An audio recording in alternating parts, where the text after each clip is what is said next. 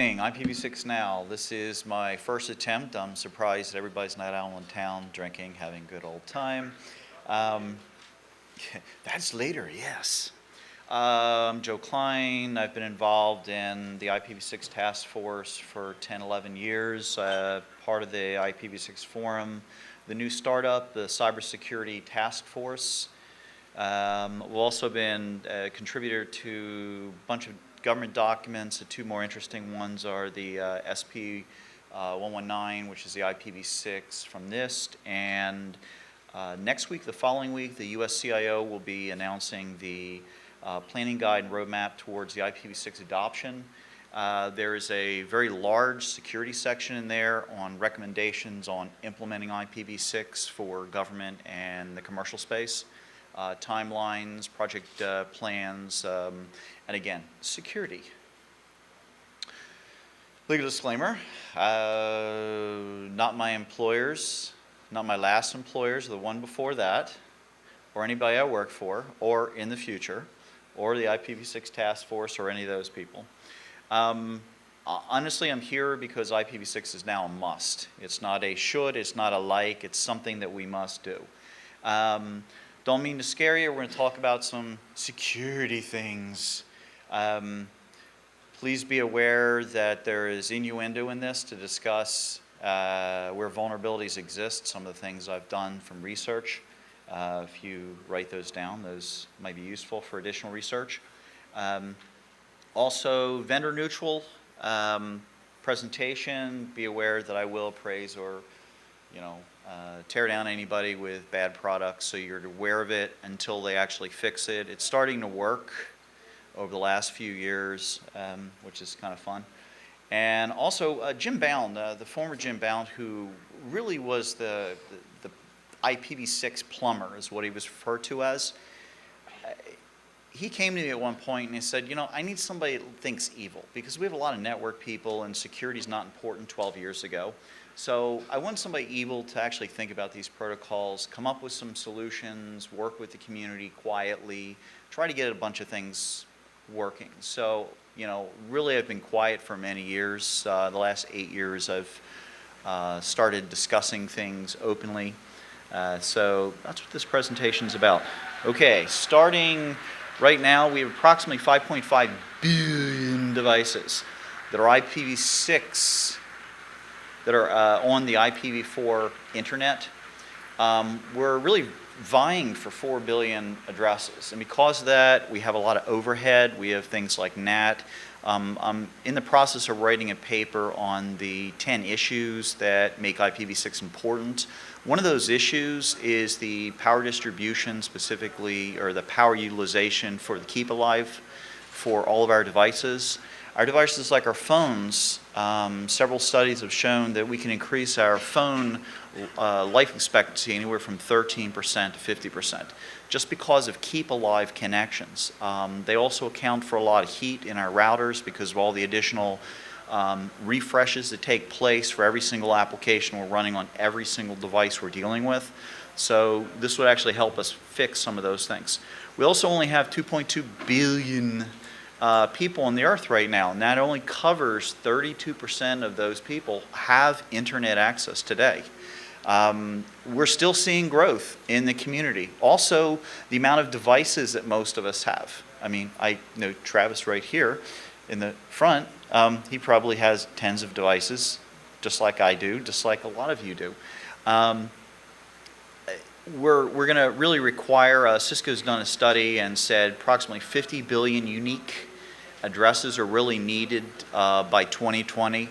And even with a lot of advanced NAT capabilities and a lot of other really great ideas, we're not going to be able to get there quick enough. We're really going to be forced to go to IPv6. Some of the IPv4 NAT and RFC 1980-18, a lot of these technologies were actually implemented specifically to give us enough time to get IPv6 ready to go. Because of that, we have some security implications with IPv4. Wow, it's even worse. I just see the top of your heads. That's pretty neat. So essentially what we have is we use this technology as stopgap. Right now, as we move forward to IPv6, on IPv4 we're really used to one interface address. In IPv6 we start with 3 and we could end up with 30, 600, 1,000, depending on how your systems are set up. That actually provides a real challenge to keep track of that. One of the other security problems right now that we have, specifically with NAT and also with IPv6, is blacklisting. We have so many people through so many different NATs that all we can say is whatever that front-end NAT is, that's where we stop the traffic. We ignore everything behind that. In some cases, we've heard of 7 levels deep of NAT for email and for other services, which is pretty crazy. Let's see. 42.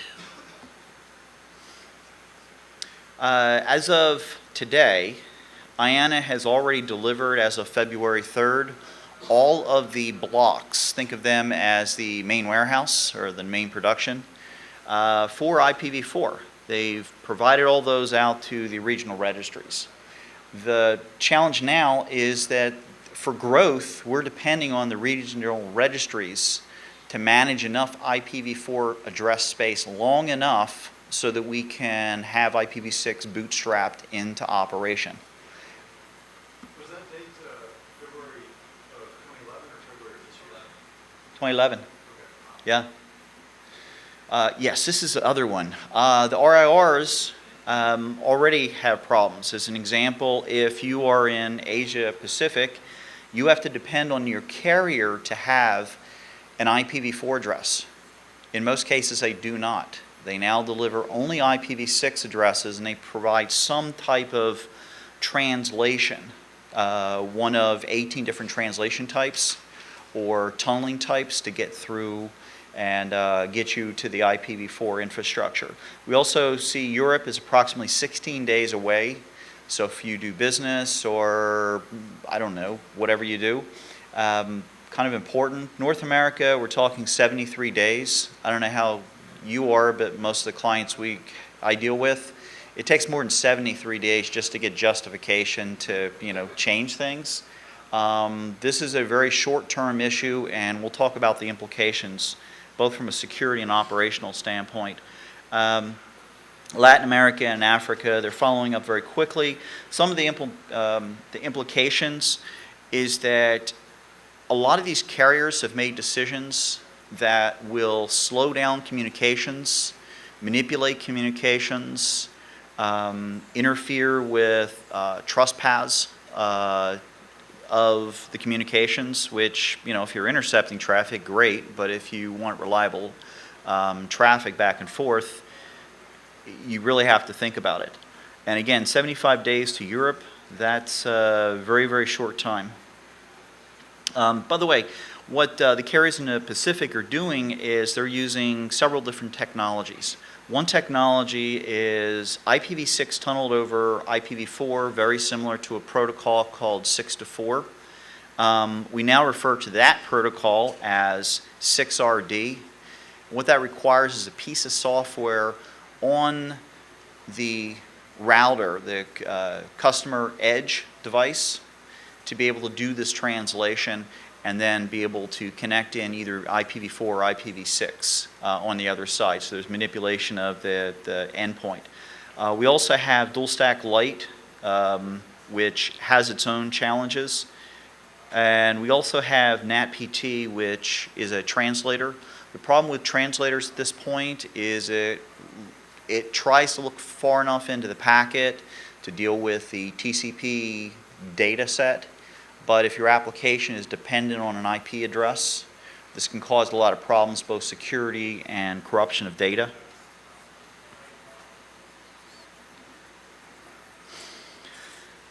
Let's see, and also many businesses and specifically US ISPs are trying to figure out how to make this transition and how to do it cheaply.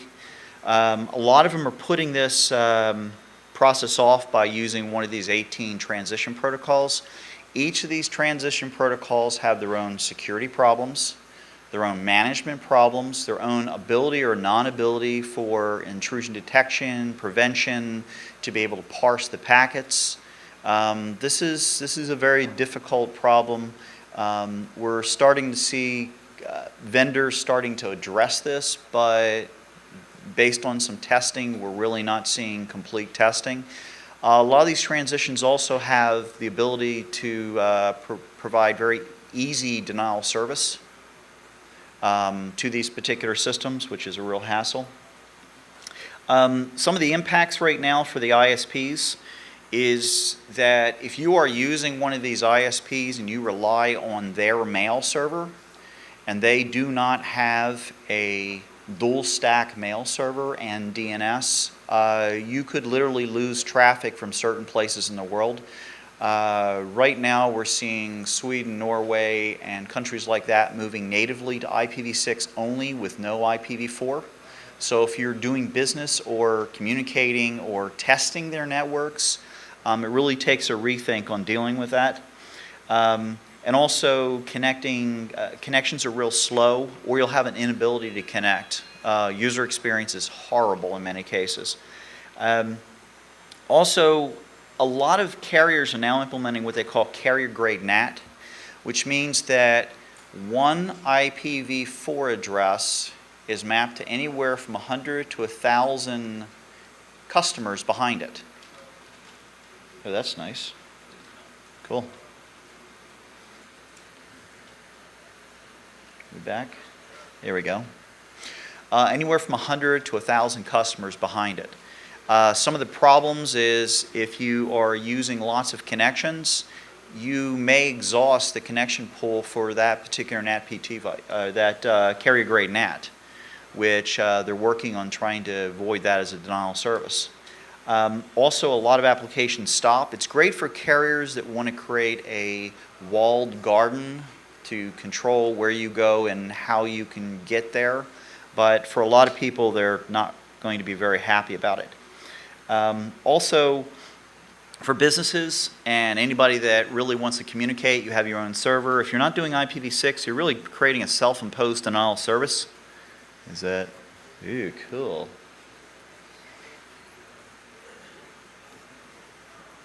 There we go. You're really creating a self-imposed denial of service, so it's really your fault at this point. Some of the security implications, we're seeing a lot of organizations trying to just slap this up and opening up all kind of security holes. Simple things like not copying, opening IPv6 up on the firewall, but not copying the layer 4 and above specific protocol configurations and firewalls and IDSs, and making sure they also work on IPv6. Just, doubling the rules essentially. We're also seeing a lot of lack of training. I get calls regularly from customers saying, this is how I need to implement IPv6, but they're really thinking from an IPv4 standpoint. They're not aware of some of the intricacies of IPv6, and we'll talk about this as we move forward. Also, many mistakes. Everything from subnetting addresses to just bad configurations. And I want to show you, there we go,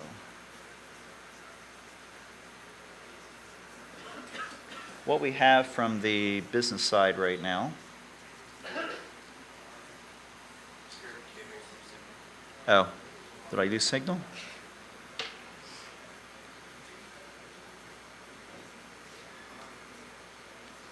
Still lost signal? Plug in, plug out. Sorry about that.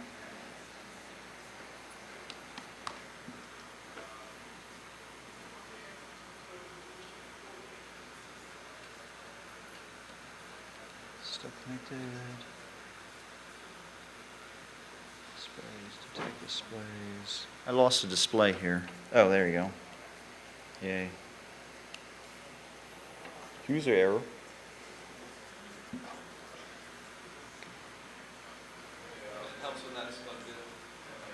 Thank you.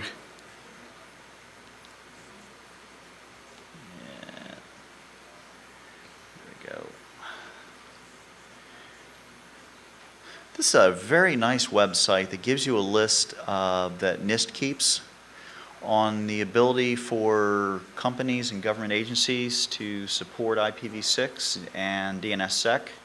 And as you notice, we won't attach company names to it, not too much. This is primarily the U.S. corporate world.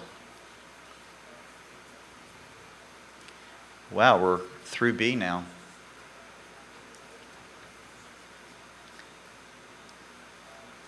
So if you're interested, go up to this site, which is on NIST. You can just do a search on NIST, IPv6, DNSSEC, and you'll get to this site.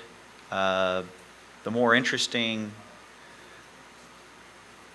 thing about it is those that are implementing IPv6 are not implementing DNSSEC in the corporate world.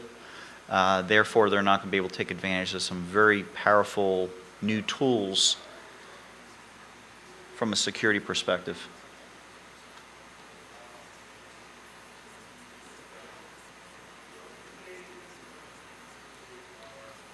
No, that's not good.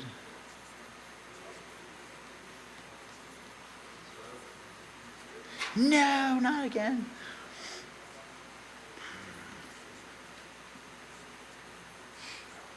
There we go. Carrots.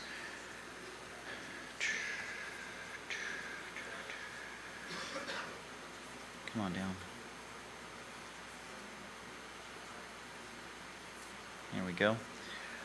Some of the federal government, they actually have a timeline right now. As of December 10th, procurement policy came out, which if you're in any other organization, you may want to be aware of this, which pretty much states that you have to be signed off to be able to support IPv6 on your products as you ship them. You can get exceptions, but then that is actually managed and documented in several different places.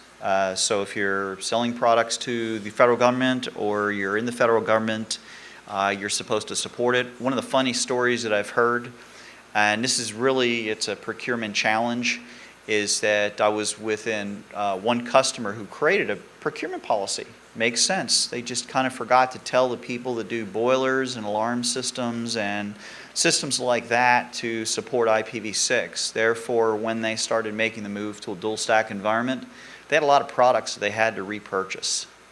So be aware, this can be very expensive.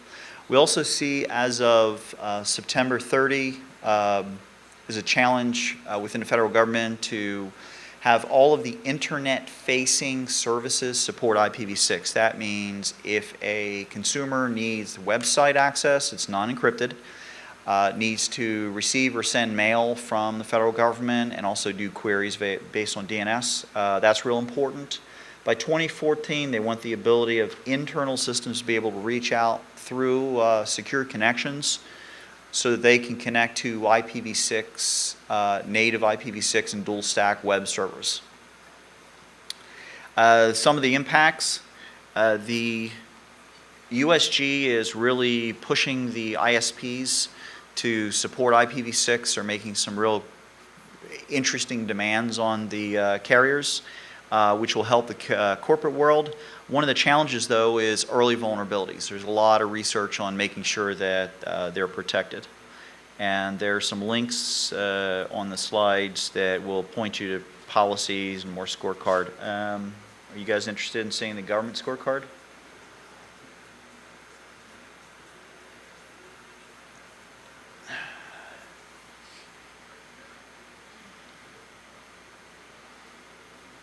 A lot more green. Let's go to the top. This is growth at this point of servicing DNS. And there's, as of the 8th, how many domains have been moved over. And you can see a lot more green here in the federal government. A lot of organizations are completely green with dual stack environments.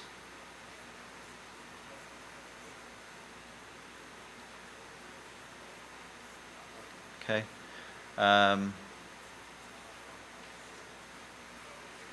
Trying to get to that bottom, okay.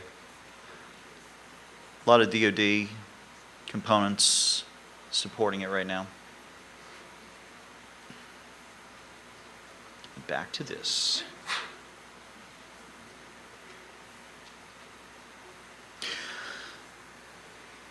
So the vast majority of IT and security staff at this point are still really unaware.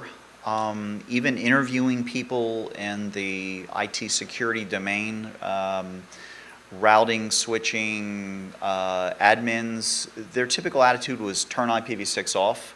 Unfortunately, if you've done that on things like a Microsoft machine, Microsoft 2008 R2, what happens is, in many cases, it will require reinstall of the operating system and all the applications.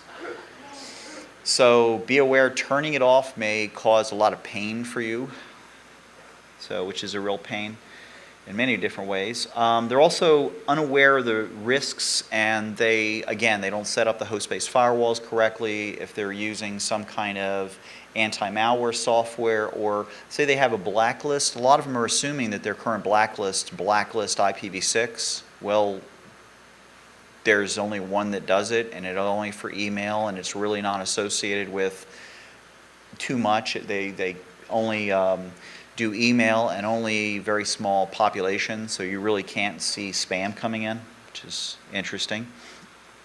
Another group that I'm finding some real interesting things with is the auditor's assessment and penetration testing folks.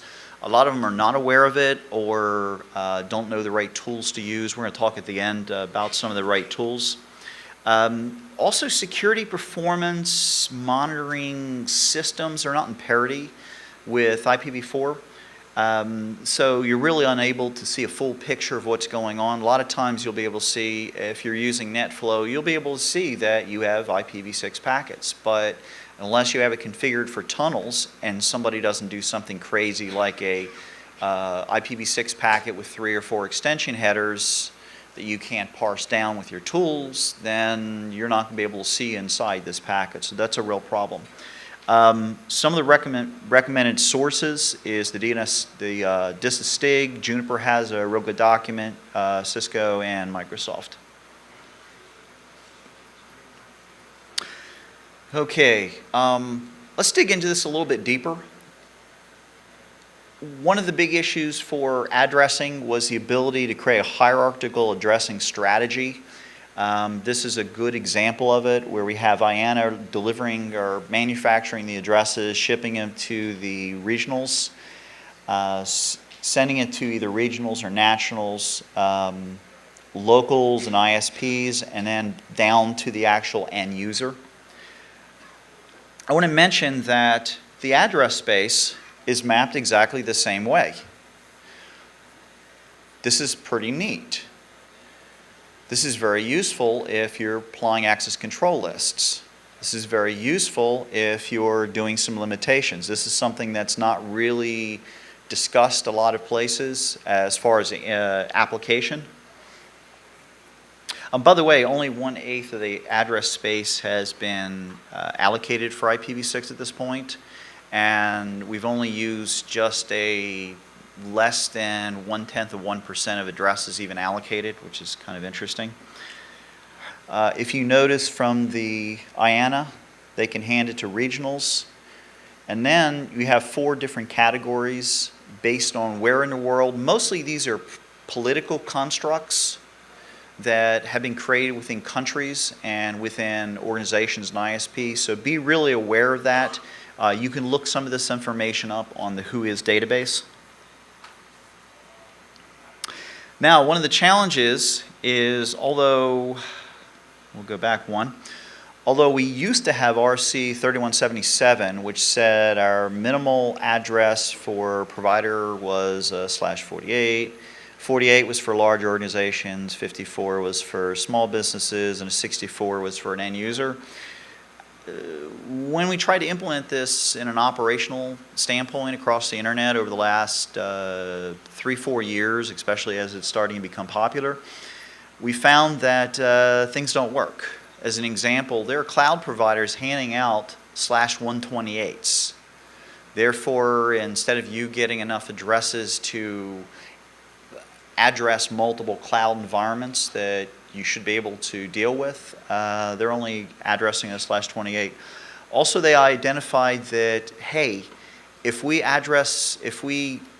allocate all these addresses very quickly, we're going to have a big problem. We're going to run out of addresses again. They did some projections. Okay, it's probably past, when we've all retired in this room, but they're still trying to be a little bit more frugal than they have before.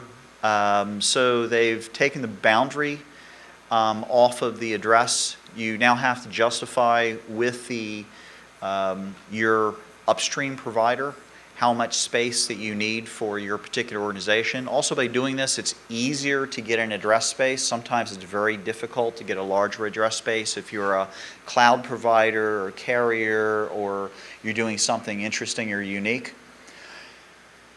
One of the other issues is that they recognize sites aren't the same, and they have different shapes and sizes, and we should be able to allocate addresses appropriately to that. Also, they open up the possibility of NAT66, God help us. The justification at this point was from two of the router vendors, was specifically to deal with multiple ISP connections. There are other solutions around this space, too many to discuss on this particular forum. But that's one solution, and it's been proposed, and some of us are not very happy about it, but whatever. Also, based on the additional projection, the growth rate should be a lot easier now. So if we look at the bottom of the screen, a /48 is still the provider, the minimal side for provider independent that may need the NAT or use multiple carriers. But now you can make a request with anything from a /32 to a /64 or anything in between. You can even do it on nibble boundaries if you decide. So that's a decision you make based on your address plan.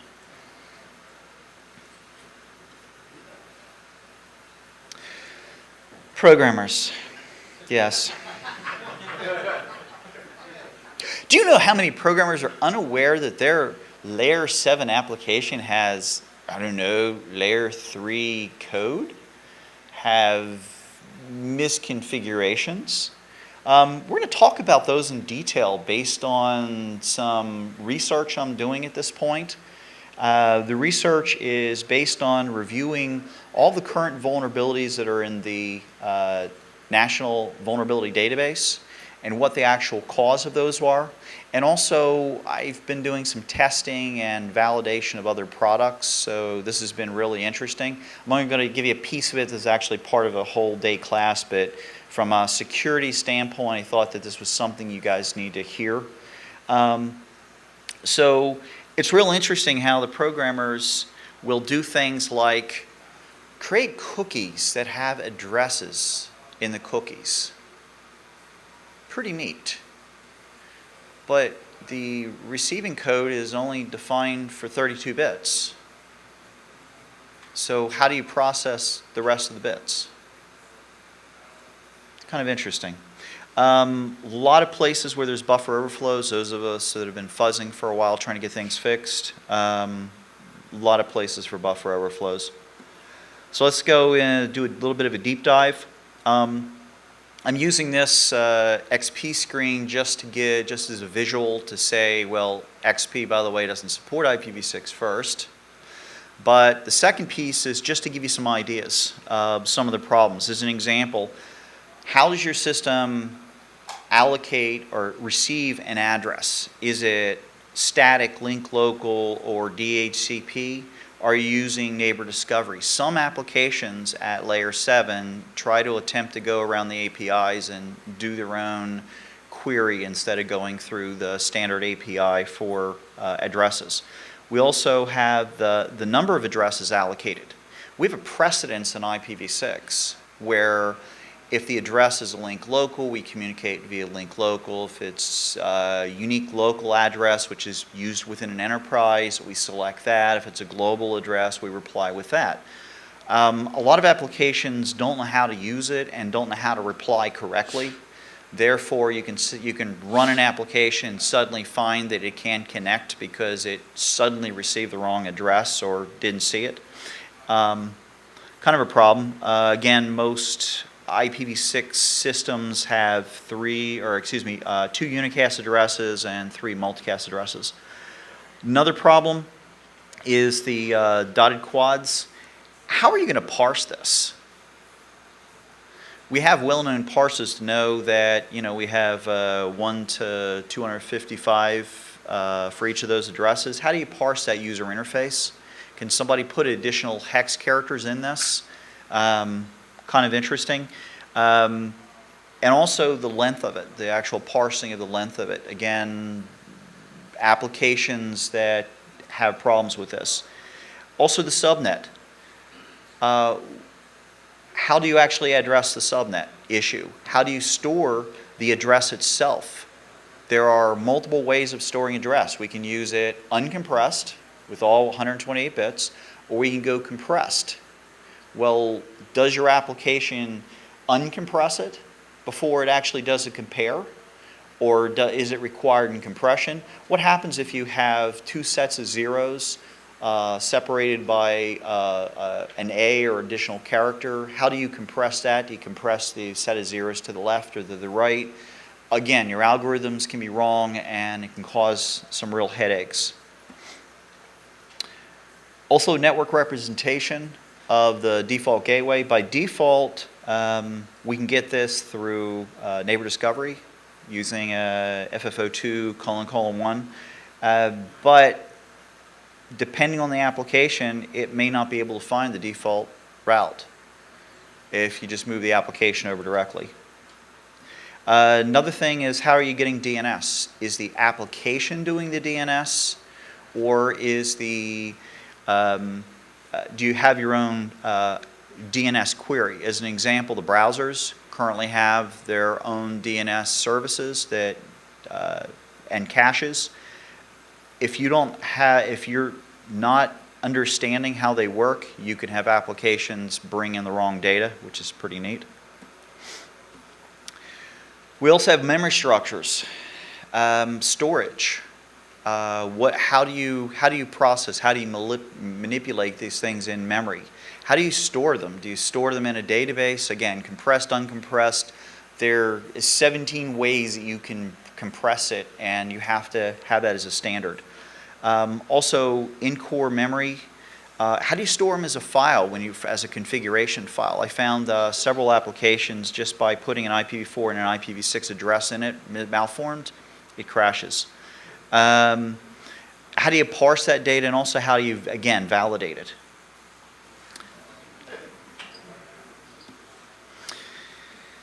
Yes, the ASICs. A lot of our devices have layer 3 and layer 4 optimization on our network cards. This is a real problem, isn't it? Well, depending on the provider and the age of the device, your device may not have the ability to process in an ASIC. It has to then go to the operating system to do whatever processing takes place. Real problem. It can cause a real slowdown, especially if you're processing lots of addresses it doesn't understand, addresses with lots of extension headers on it. There are routers and switches and other devices, speed up cards that essentially will crash, die, lock up based on the ASIC that's in there. Some of the other things you've got to be careful from the ASIC standpoint is how much memory is allocated. Some of these ASICs have not enough memory to be able to deal with or allocate 128 bits 2 or 3 times plus your equivalent IPv4 address range if you're running dual stack. So be aware, these are decisions you're going to have to make, and not just in your routers, you're going to have to make this in your switches too. I have a reference down here to a SANS conference I spoke at a week and a half ago, 2 weeks ago. His slides are up on the net talking about even more details on the ASIC. Or you can contact me. So, IPv6 launch day. Woohoo! I waited all my life for this. Well, a long time it feels like. I was so young then. We have a lot of organizations participated in the launch day. This was supported by the Internet Society, and the particular carriers on here made a specific commitment. So if you have any of these carriers, you might find this interesting. What they committed to is if you are a new customer or a customer that's requesting IPv6, you're supposed to get native IPv6 access at your home, at your business, at wherever you need access. So be aware that was one of the requirements to be able to get through IPv6 World Day. Some of the more interesting things is on the IPv6 World Day, 1.1 of websites were enabled out of the million in the database. It was interesting that from Germany's standpoint, we had a bigger percentage, even though they have less websites up on the internet that's supporting IPv6. If we look at the US, we had very little participation, although we account for about 45% of all the websites out there. Kind of sad. Some of the more interesting things is Akamai saw an increase in traffic. It went up to 74 hits per second, which is pretty cool. We saw page views, about 27.2% page views for the people that's turned on IPv6 were using, the clients were IPv6 enabled. We saw Amsterdam increase by 50%. We saw the overall internet traffic, yes, it went from 0.024 to 0.041. The last time I spoke, it was 0.004. So we increased. Here's what the increase looked like over a couple years. Note the colors of the lines. This is really important. If we take a look at it, we'll notice that the green is native IPv6. There is no tunneling involved. The other colors are tunnels. Specifically, if you notice the red, after hounding Microsoft for all this time, Teredo, if you call it that, has lost interest or use out on the internet. Also notice a conversion of 6 to 4 and IPv6. If you remember, I mentioned the carrier grade NAT and 6RD. That's basically a spin-off of 6 to 4 addressing. So some of those are intermixed. So Google sees right now approximately 0.67 traffic on the internet on a regular basis. So let's take a look at the evolving defense tools. There we go. First we have the addresses. If you're going to brute force, that is starting at 00000000000, blah, blah, blah, and we want to go to the end of a specific network address space, it's going to take a long time. I've been talking about this publicly for years, mostly because it's really fun to get a call from a client saying, somebody's scanning my net, and they're at AF. Should I be concerned? Well, your addresses are, that's the last octet. Your addresses are FFFF:6C72. Yeah, I calculated. That's about 40 years. You'll be retired by then. Don't worry about it. Okay? So I get this on a pretty regular basis. Fortunately, we've now started seeing people talk about some of the techniques that I actually taught in a class a few years ago, which is really smart address searching. But one of the projects that I've been working is to identify which addresses those are so we can avoid those addresses. But within a large local space, if you have the ability to avoid addresses that are easily discovered based on either a single ping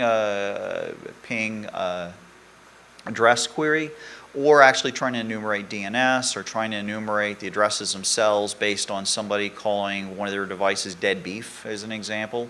There are ways of stopping that. Therefore, The nice thing about this is from a separability standpoint, if somebody's querying your network on addresses, on your local network on addresses that don't exist, this is a good indication of you have a worm, you have an adversary, or you have an application going mad. Okay, so this is a good way of actually getting some upfront time to respond to something like this. We also have large networks, and if they're sparsely assigned, they're large enough where it is also hard to identify, especially addresses where the public addresses are not exposed out on your DNS or not published someplace. You didn't put a spreadsheet out on Facebook to say, here's all my cool new IPv6 services. We also have local address ULAs, which is like it's a private address space, unique local addresses. They have a real advantage, and that is it provides you an additional address space that is not global routable, but has the ability to be globally unique within your infrastructure. So if you have to tie into somebody else very quickly, say you have to throw up a VPN, disconnect a VPN, whatever it is, it gives you the ability to have very quick routability and be able to apply security controls really well. We've also seen research on identity-based internet protocol networking where the address itself contains information about the device or the user on the device or the host. We've also seen a fast maneuvering technique where if your network's being scanned and the adversary, it's predictable where the scan's coming to, the ability for a device to change addresses so that it can't be scanned from an address space standpoint. So this is some of the more interesting things that are taking place. Think about a cloud environment. Might be useful in many cases. We also have IPsec. IPsec in the IPv4 domain has host to gateway, gateway to gateway, and host to host. What we can do with IPv6 is we can actually create a construct that if you've ever been through if you've ever been to a football game, you have the first set of people check you out and say, yeah, you're okay, and then you have to go through the next keeper of the tickets, and then maybe you have to go through another review or TSA. IPv6 provides the ability of having chained extension headers, IPsec. So essentially you can create these enclaves where things can become more and more secure as you go into the center enclave. That particular technique is called server enclave domain isolation. It's available in Microsoft today. It's part of one of their product space. There's some work being done to do that to Linux also. One of the other cool things specifically on IPsec and extension headers is Calypso. Calypso gives us the capability, if we have one of those trusted environments, to create an extension header that identifies the sensitivity and the classification of a packet. So the router then has the ability to drop information if needed. Just, again, another really good defensive thing. Identity management, another extension header. There is a proposal for a SCADA header that's specifically to try to protect and authenticate for SCADA. DHCP's been redone from a 4 handshake to a 2. There's some signing available. We also have multicast NTP now that with key signing, and also the ability to push from a multicast standpoint malware signatures. So essentially all your devices connect to a rendezvous point, and you can with one push your anti-malware signatures out, or maybe your IDS signatures. So we're seeing work in that space. It's very neat. Also the ability to leverage the ability to put keys in your DNSSEC so you can have trusted paths.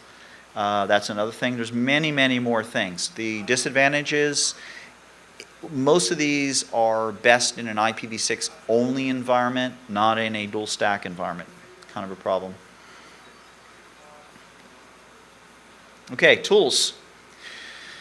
Yay, Nmap renamed its product to Nmap 6, actually 6.1. Now it has the ability to do IPv6 OS scanning detection. They did a great job on that. Also, they do the smart host detection now, so they can tell you from the outside or the inside, is the address wrong, you know, lots of other things, which is pretty nice. They allow you to do raw packets, so now you can script up an extension header or 5 extension headers to see what is happening with your product. The THC toolkit, great toolkit. It's just been updated, lots of additional tools. Metasploit, it's pretty much IPv6 clean. There's been a lot of contributions. I've worked with Mubix to come up with some ideas, and he's coded the tools to support IPv6, which is pretty cool. And Fernando's also created a really nice toolkit that allows you to validate your flow control, fragmentation, and all these other things. So you can actually fuzz these to see if your router switches, you know, hosts, operating systems will flip over and die or continue working. Okay, places to look if you decide you want to look for IPv6 vulnerabilities. Good. Individual specifications. Go and take a look at the RFCs that are out there. You'll find a lot of times there's discussion on potential vulnerabilities. Also IEEE specs. You may or may not be aware of it. IPv6 is now being defined as the default internet protocol for cars, for home devices, for healthcare, for a lot of other technologies to do end-to-end. Zigbee's got several gateways for it. So be aware that this is real interesting. Also interactions between RFCs. Discovered specific, or one RFC will say something, another RFC will say something, and by thinking through that you can find conflicting issues that can cause opportunities. Also the implementation, a lot of vendors don't fully implement the IPv6 specs. They may fully implement a spec, or they could do only the musts or shoulds, or should pluses or must pluses. They may also decide to change. As an example, if I'm going to do for Microsoft, they justified changing the ability of a Microsoft box to respond to a ping, FFO2::1 to be able to come back with address to say that it exists. They've modified their stack and justified that, said that if anybody was to do this, this puts our systems at risk to be detected. So they've actually changed it. Fortunately, it was discovered, not by myself, that the ability to put one single extension header in that ping allowed you to get around that issue. So now you can put a specific extension header 35, and then still do the ping, and magically all your Microsoft boxes will still respond. Win. Configuration implementation, again, people will misconfigure their implementation.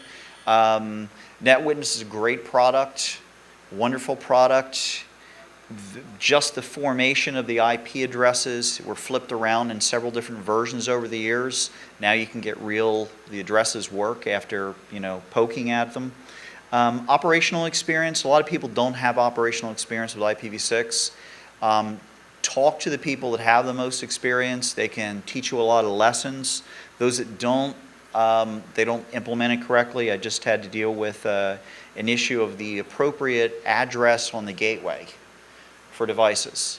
Well, if you inappropriately address it, it provides a opportunity to take the CPU on your upstream router and bring it to 100%. Great if you're a WoW gamer. One of the problems is that it also will fill up the neighbor cache table and cause the system to crash. So there's actually 2 attacks within that space right now. Also training material. One of the more interesting things I've run across, well, let me ask you a question, the group. Is it okay if the rest of the world knows what your VLAN construction is? Is it okay? Is that a no or yes? Well, there's a well-known vendor in their training material that states that you should really encode the VLAN address in your addresses for all your routing infrastructure. Could this be good? That's up to your policy. And that's up to, your paranoia. But be aware, we're seeing this on a regular basis. I read a lot of other people's training material, and it's pretty fun to do. Also, integration with other systems. Although a lot of devices are tested for the ability to follow the spec and to be able to interoperate, a lot of them don't have the ability or haven't been tested for performance. I know of one DPI that I did some testing on a while back that it worked wonderfully at 100 megabit. Life was good. Unless I fragmented packets, and then I could only get about 6K through the device. Okay, there was some rework that had to be done, but be aware that we're seeing that kind of thing, and we're also seeing things where they're not aware of how they've configured their products, so again, they can cause problems.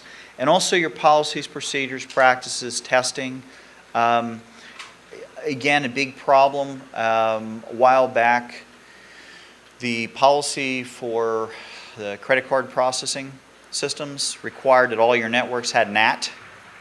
It was part of the specification. Therefore, it kind of precluded the use of IPv6. That changed a little bit over a year ago. When? But we're also seeing a lot of other procedures and practices that have to change in your environment. Some of the issues that are also still on the table is resilient to attack. We haven't seen, I've been tracking IPv6 attacks for 14 years now, and we haven't seen a lot of them in the news, mostly because people don't have sensors or not aware that they're running IPv6 on their infrastructure. It's not uncommon for somebody to use something like GoGoNet, which is one of the tunnel providers. A individual, the company, load it on their system, but misconfigure it so it turns into the default router and do it at home, and then bring it into the data center to troubleshoot the network, and then suddenly all they see is, I don't know, UDP, whatever packet, or TCP, and all their outbound connections are only tunneled connections. They see no HTTP, they see nothing else. This is a common problem that I see right now. We also see the attack tools really aren't on parity with what we have in the IPv4 domain. There are a lot of tools within, as an example, Backtrack, that haven't been updated, need to be cross-coded, and some of those actually have vulnerabilities in them that you have to be careful of if they're running with IPv6. And again, there's bag loads of vulnerabilities and bugs to be disclosed. I mean, it's wonderful. Some of the devices, firewalls, IDSs, IPSs, penetration testing tools, vulnerability assessment, scanning, audits, SIMs. We found one well-known SIM that wasn't providing a full IPv6 address with its, try not to use the brand names, connector, I guess, that it was only providing 32 bits of the 128 bits upstream. Therefore, it always looked like it was the wrong address. As of last week, it's still occurring, and we've asked the vendor to fix it. A lot of wireless access points don't support IPv6. They have to be upgraded. A lot of protection and things like that have to be upgraded. I know of one IDS, IPS solution. It only provided the ability of stopping 7 types of attacks. You couldn't put an 8th signature on the device. Okay, so again, be aware that these are real issues. Also, you have to tweak your security policies. Now, if you're putting a firewall policy on, you're going to put it on twice. Make sure it's configured correct, or maybe 3 times if you're using unique local and also global addresses. it's an issue you're going to have to deal with. Also, compliance standards. Make sure that your compliance auditors know what the heck's going on and you know how to actually tweak those. Education. The GUI administrators in the world like to point and click, and based on which vendor you're using, IPv6 fully isn't GUI compatible at this point. A lot of the interfaces are broke. As an example, Microsoft 2003, if you're running it at all. The plumbing is there, but there's no way of really communicating and managing it easily. And you'll find that it is a real pain. There's some things you really can't do, so it forces you to upgrade. So those are the kind of lessons that I've learned over the years. Education, get those people trained on IPv6 because they'll make many mistakes. Train your engineers, technicians, and definitely security personnel. Get them out there and trained. Again, the IPv4 mindset shouldn't bleed into the IPv6 environment. It's a different mindset on how things are working. And your developers. Get your developers upgraded. Make sure your libraries are supporting IPv6 fully. It's very important. Questions? Yes, I wanted to end with a bang.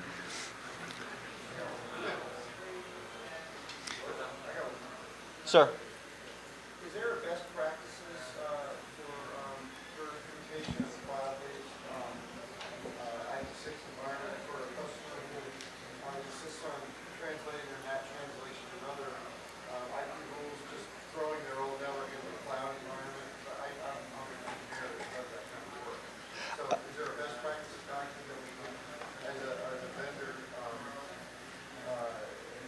request legally or whatever, so that we're not getting ourselves in a situation where we're agreeing to do something that's going to end up causing issues for ourselves because we're agreeing to do something that's not IPv6 friendly? Can I suggest that you take a look at the upcoming IPv6, the CIO document? It includes a whole section on just cloud and some of the issues with cloud, and also cloud security and how the federal government's dealing with cloud. It points you to the FedRAMP stuff, but it talks specifically on IPv6 issues. Or you can get hold of me at my blog. Any other questions, sir? How many organizations have you run into that say we're not going to move the internal network into IPv6, we're going to use an IPv4 to IPv6 gateway? The gateways, a lot of people say that. Mostly it's a decision from a financial standpoint. One of the lessons that the federal government's learned is creating the procurement policy and then over time making sure everything from that day forward is definitely supporting IPv6. Therefore, your network is ready over time to be able to enable it and go. There's some organizations, it may be 2020 before you completely native v6 internal or 2025 based on your refresh cycle. But you have to do it, and you have to really get down to the procurement policy and train those people to deal with it. Otherwise, you'll end up with medical equipment that doesn't support IPv6, that you want to use all the new features on IPv6 from a security or whatever, and then you have to have individual translators on every single Ethernet or create VLANs that are completely isolated from everything else. A lot more management headache. Any other questions? There's my blog. These will be posted tomorrow morning. I have a lot of videos. Oh, sorry, you were in the light. Go ahead. Saying beyond a big network and some of the devices you don't control, how do you find road codes hanging off the device and they can't really scan it? Do you use NetFlow? Okay, one of the wonderful things about having end-to-end connections, especially if they're devices that are, depending on how they're configured, keep track of that. Because what you can do is if the last 64 bits is a EUI, you can use that to determine what brand it is and use the second part of it for the approximate age of how long it's been there, which is really nice. If it's not, it's probably a Microsoft device if it's some kind of random or it has privacy addresses on. Also, that at least gives you what your upstream device is. So you can find that, you can trace route to it and find out what that upstream device is. If it's a router, there's a good chance it's a well-known endpoint. Makes it really nice for intrusion detection and identifying endpoints very quickly through environment, and kind of allows you to find the hidden IT infrastructures that exist in every organization very quickly. So NetFlow is a good solution, or if you have the ability to do the upstream SNMP v3, just look for the MAC addresses, look for the other information. Make sure your switch supports IPv6. Any other questions? You mentioned training for new people and staff, and I know a lot of shops are small these days. So you got to take a shop that has no experience like IPv6, they've been ignoring it, head in the sand. Is there anything that you know that is a good, like, almost dummies for IPv6? Like, start here at least. That help smaller companies start. A good reference is if you go to he.net, Hurricane Electric, they have a really base course on IPv6. And it's really about setting up your home computer and your home servers to be able to route IPv6, to be able to deal with the addressing issue, to configure your DNS, to configure your external facing devices. It's a good kickstart. Also, there's a lot of stuff on YouTube. My blog, everything I can find, I'm throwing up on that and referencing other training material. The EU has some training material out there. There's lots of people talking about it at this point, especially in the the APNIC world and in Europe. There's a lot of communications going on with IPv6 and a lot of training material that's free. So, and then you have SANS and you have Cisco and Juniper, and they all have Kickstart toolkits and such. Any other questions? Another one in the light. I don't know if this is a fair question. I'm not sure I really agree with myself, but I was wanting to comment on it.